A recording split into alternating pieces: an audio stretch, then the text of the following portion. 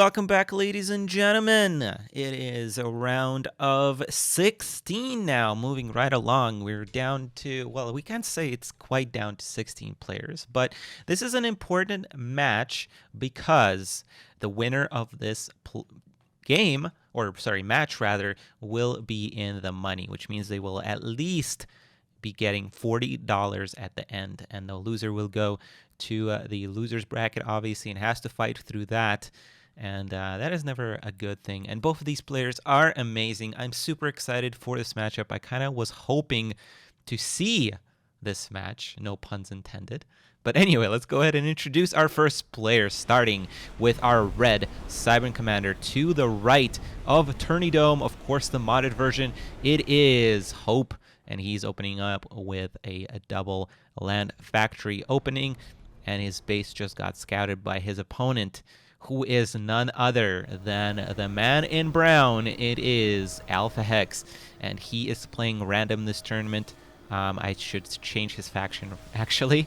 Yeah, he opened up with an air factory and a land factory, already scouting his opponent, and there are loyalists on the way for Hope. Let me really quickly switch that faction for you guys, because he's not Aeon.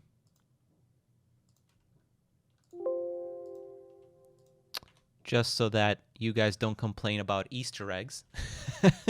Although probably somebody already screen capped that. But yeah, very special match. This is, of course, a rematch of the 10-year anniversary tournament that we had for the game over a year ago. It was more a year and a half ago.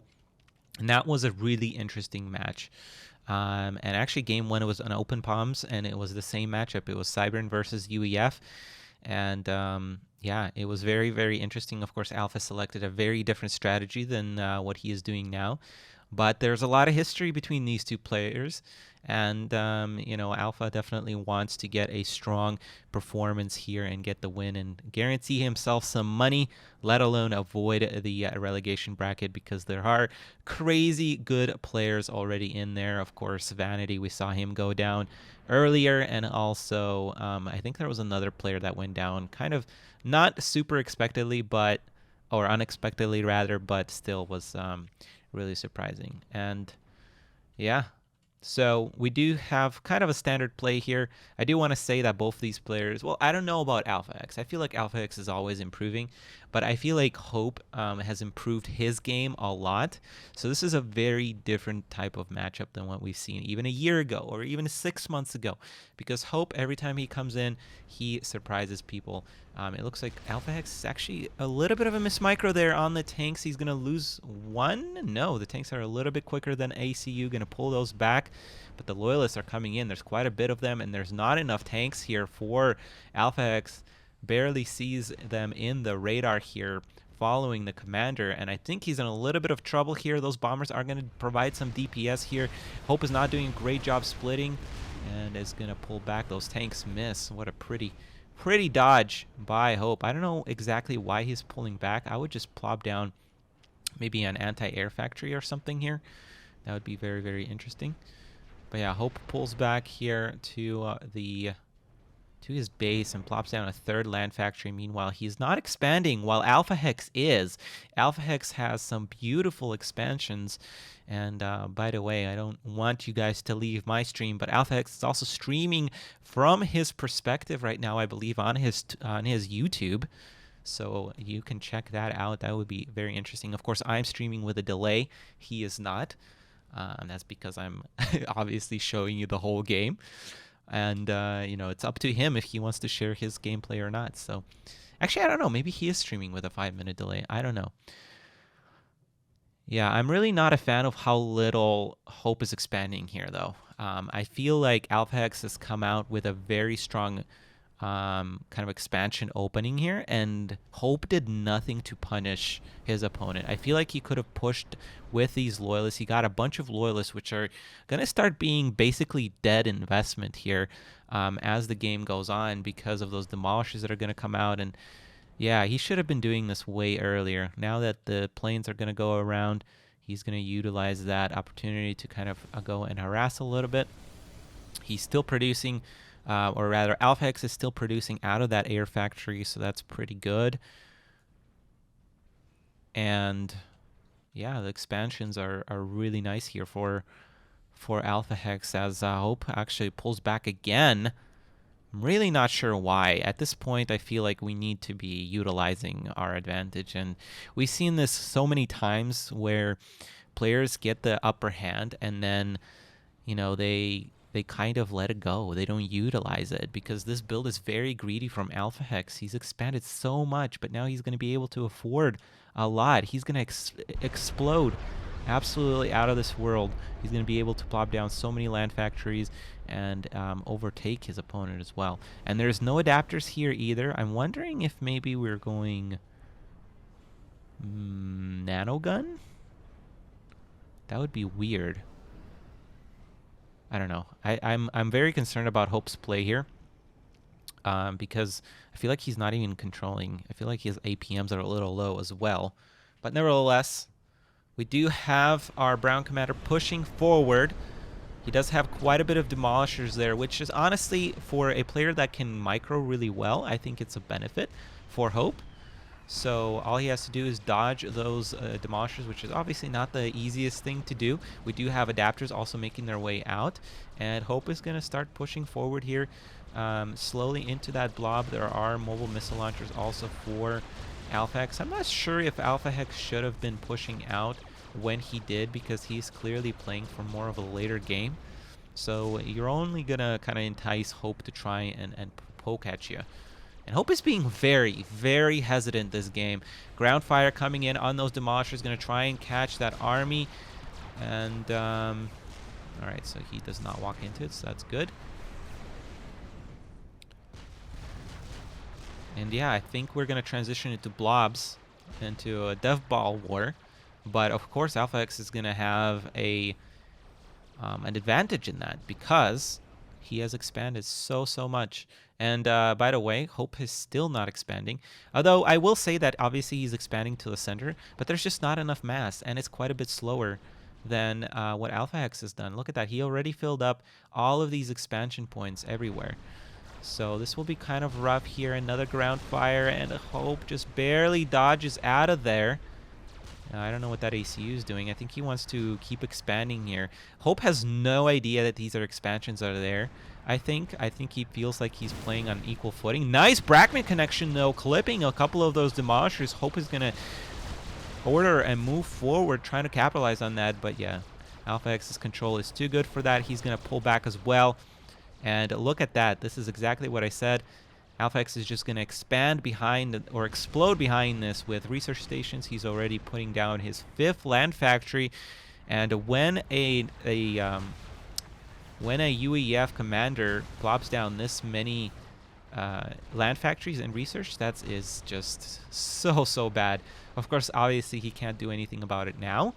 Alphahex can't use it now, but eventually it will. Supreme Commander is kind of a rolling ball of a game, so it will, of course, start paying dividends for him exponentially here. There's a research station being plopped down by Hope. I don't necessarily disagree with it, but he really has to start doing something about this production from Alphahex, because there's just going to be so many tanks that we already see P-shields coming out. That's going to be very, very hard to deal with. As more Brackman shots connect, though. That's really good connections, though. Alphahex is not doing a great job microing here. Also engaging here into the Cybran army. Not the greatest there for Alphahex. A couple more Brackman shots hit, taking out a couple more units. Air is coming in for a bombing run, but there are a lot of adapters here. That is quite a bit of a mismicro from Alphahex, as he doesn't even break the adapter shields. Not doing very much damage and losing 2 of those Eagle Eyes. I don't often call Eagle Eyes by their name. And yeah, we are starting to see that production advantage from Alphahex starting to kick in here, as there's just so many units starting to make their way forward. Alphahex feels like he has the advantage here. I don't know why that anti-air tower was there. Hope is going to use the Demolisher fire volley on his commander, though, to engage with his loyalists. Unfortunately, that's not quite what you want. There's a lot of tanks in that mix, and I think that is the little bit of a tilt that gives a lot of edge to our UEF commander here, and I think he can just push this out from here. Of course, obviously, has to be a little careful about structure detonate, but there isn't a whole lot of it on the map. And yeah, Hope is just pushing into this army when there's really nothing that he really has left. And I think we're going to see, oh, unit deado, but that does nothing. And we're going to see a GG from Hope. And Alphahex takes game 1, ladies and gentlemen. What a quick game. And I feel like Hope didn't perform as good as he should have. That was very, I don't want to be defeating towards our Russian player here, but kind of very weak opening, and didn't capitalize on his 2-land opening against his opponent. In any case, we are not done yet with Hope. He still has a chance to bring it back. We're going to go to game 2 very, very shortly.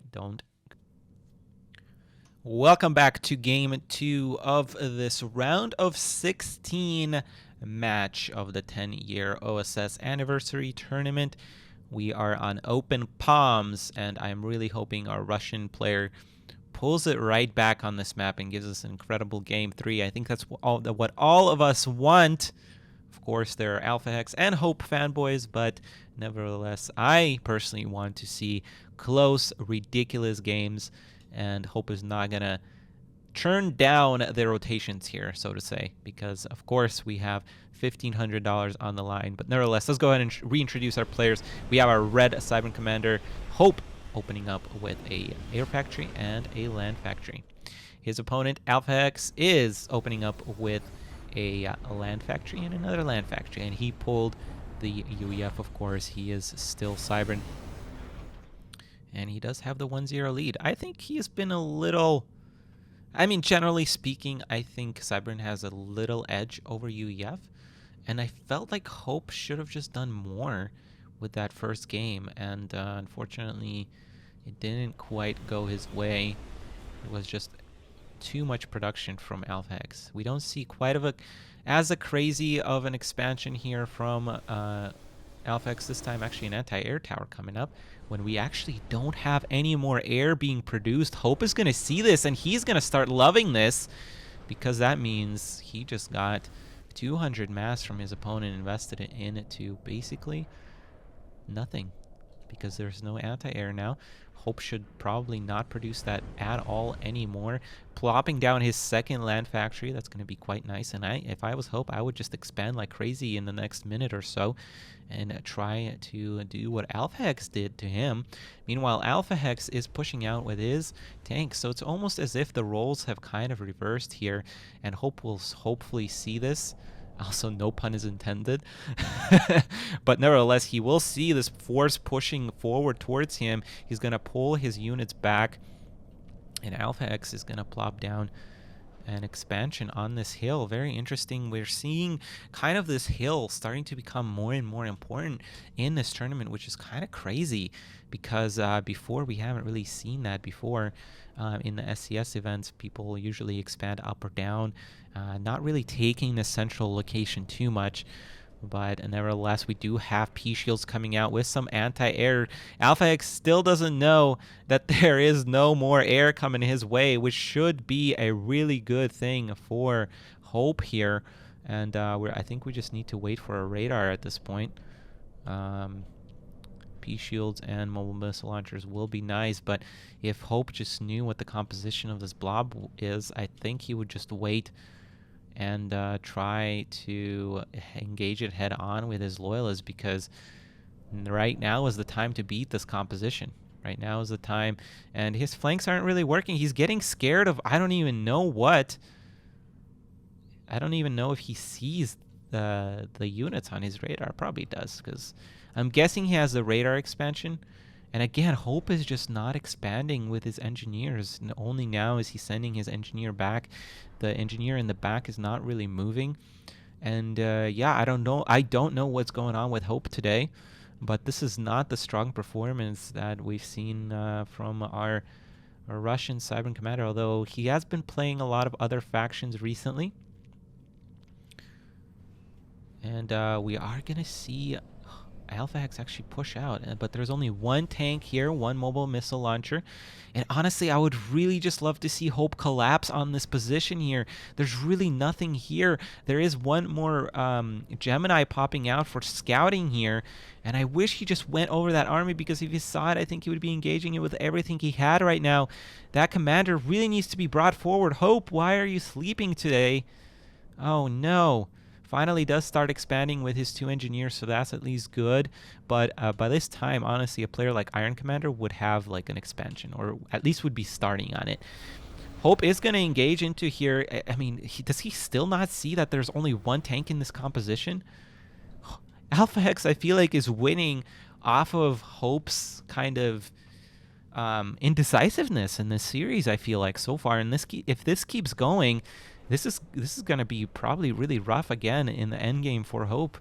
Even though he's expanding, if he brings these 3 loyalists over here, that will be quite nice. There is finally a radar here, and there is a head-on engagement from Hope, the one that I've been waiting for the past 2 minutes here. He is getting through those shields. Again, there's really no ground firing units here from Hope, and Alphahex is just getting focused down.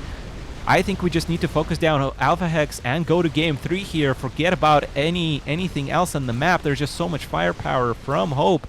We just need to focus down that commander. Yes, absolutely. No, Hope. The micro is not really there today. But I think that's still going to be enough, as Alphahex is in the red, and he does manage to go down in game 2 here. 2 very wishy-washy games from both players. I think that radar was massively delayed for Alphahex. I think if you're pushing like that, you really need to see where you're pushing. But nevertheless, I forget what the game 3 or map 3 is, rather, and I'm really excited for it no matter what it is, because this is going to be great. I hope both of these players bring their A game. Let's go to that right now. Welcome to game 3 of the round of 16 match between these 2 great players. We are in a tiebreaker decider match to see who goes into those money spots of this tournament. $1,500 is on the line. Well, technically in this match, only 40 of it is, but it's still nevertheless very, very important. We're on a map that we haven't yet seen today. I'm excited about seeing so many different cool maps and keeping the variety going. Let's introduce our first player on Arctic Refuge in the top right, spawning in brown. It is our man from the Czech Republic, the one you know and love from the NA server. He has been around for quite some time, but not in a lot of SCS tournaments, and it's a treat to have him here. It is, of course, Alphahex, pulling, by the way, UEF for the 3rd time in a row in this series. That's some RNG for you. But anyway, he's opened up with 1 air factory, and his opponent already meeting him in the center of the battlefield. It is the one, the only Hope, and he has opened up with 1 air factory and a land factory. There's engagement there in the center, I think. Nope, Hope just manages to avoid those planes. There's quite a bit of wasps coming his way, so he just needs to be very careful. What a sneaky scout, guys. Top level play from Hope here as we go into game 3, something that we were missing in game 1. And like I said at the end of the last match, or game rather, I'm hoping, I don't care who wins, I just want to see an amazing game. Last time we saw Alphahex on this map, we saw some crazy engineers from Iron Commander for the win, but that is not going to be the case today. I don't think so, because Alphahex has probably learned his lesson, and also there aren't really any engineers from Hope making their way onto the other side of the map. There's quite a bit of wasps, so honestly, if Hope manages to minimize the damage from these wasps, which he kind of is, he's not at all making any more planes. That is already somewhat of a win here. Let's see how much damage these demolishers manage to do. We should see a bomber transition right away. We do indeed see that before even engagement happens. And if I was Hope, I would honestly just bring this commander a little bit farther back, or sorry, this wasp. Why am I calling it wasp? It's a Gemini, Knight of Misfortune. This Gemini back, because now, of course, it's going to get picked off. Somehow it's a very lively Gemini, though. It is going to get picked off, but Alphahex might lose one of his wasps here. No, does not quite manage to lose a wasp here. This mass extractor is under fire now, and engineer is being, or actually that's a tank, ladies and gentlemen. A tank is being brought back to try and kill these loyalists, but that's not going to happen. That mass extractor goes down right before the engineer arrives to start healing, and that tank will probably follow even with all of that healing. Nice micro from Hope. Let's see a split on those units, and that engineer should also go down, which will limit the expansion capabilities of Hope. We do already have 2 bombers and several tanks on their way from Alphahex as he's going to try and take the central position. I think that's what you got to do here as the air player, even though technically I think air does allow you to expand a little more, but he's only now making those bombers. So unfortunately, he does lose that engineer as well. And yeah, it's going to stabilize here for a little bit here, as Hope is getting a couple of anti-air towers to protect his expansions. I would have honestly liked to see those a little bit of fire. I can't speak today, guys. Higher up, because of course he was harassing another side of the map, so there was really nothing preventing him from waiting just a little bit and getting more coverage on that anti-air. Nice focus fire on that radar. I'm not sure why Hope is abandoning everything to go and fix this radar. It's going to go down regardless. I would have just finished this factory if I could. And yeah, I think now we're in a little bit of trouble. I would have loved to see that factory finished and with a shield, because Alphahex is pushing in with his tanks. But he's not really pushing in quite hard yet. And I think we're going to see... Nope, yeah, shield generator. Of course, that's definitely the right decision. Bombing run coming in on that radar again. I don't think I would prioritize that radar. Whoa, what a clutch shield here, as there's anti-air on that factory as well. And Alphahex is actually going to lose a couple of his planes here, as there is a point defense push also coming in from the UEF player, and P-shields being reinforced here. Nice little micro, but micro is not going to do you anything if your units can't fire Hope. You have to at least engage and kind of bait the tanks into engaging with you, and I would really love to see that commander in front of your units as well, as Alphahex pulls back a little bit towards his point defense. Man, that point defense is going to be really annoying to deal with. Do we have a missile launcher on these factory? We do have on both, but we also have mobile missile launchers from Hope. Engineer trying to pull back, and this is exactly what I meant earlier. If this anti-air tower was just like right here, or I think he could have even built it here, this would not have been happening right now. This would not be happening, and he might even lose his engineer here, which is actually a pretty big deal. This engineer is also not expanding, so we do see a slippage of, I think, Hope's APM this game, and that's really unfortunate. But as I say, that Alpha is also making a mistake here, losing all those bombers to that anti-air tower, which really shouldn't have done that much. So it does actually pay off for Hope here in the end.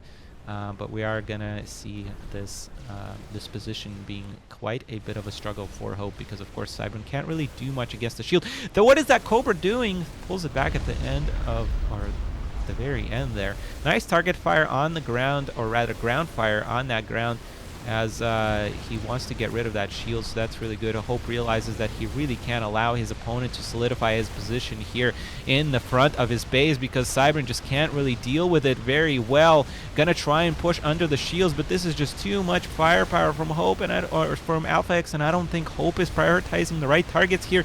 Switches to the PD, but really, oh my goodness, this is an absolute slaughter, as there's absolutely no damage going down on anything that Alphahex has. And I mean, that commander did nothing in that engagement either, and I think we're going to see a GG here, because that was just an absolutely terrible engagement from the Cybran there in an already very difficult fight. And yeah, Hope unfortunately just, I don't think he brought it quite in this matchup, but he will have a chance in the losers bracket, of course, as he does move down there, and he will have to win additional 2 matches to be in the money. But congratulations to Alphahex, as he becomes one of our first players to earn some money in this tournament. 40 bucks at the very least will go to Alphahex as he moves on 2-1 to the quarterfinal. We're going to catch up on the tournament. I'm going to try and update the brackets for you guys, and we'll be back with the round of, what is it, 8? Quarterfinals, guys, coming up. soon. Don't go anywhere. You don't want to be missing the matchups that are still yet to happen. Super excited, guys. Don't go anywhere. If you're still watching, give a thumbs up to this video. If you liked the video, leave a comment. If you loved the video, please subscribe. And if you are blown away by it, check out my Patreon page. This has been Nite. Take care and peace out.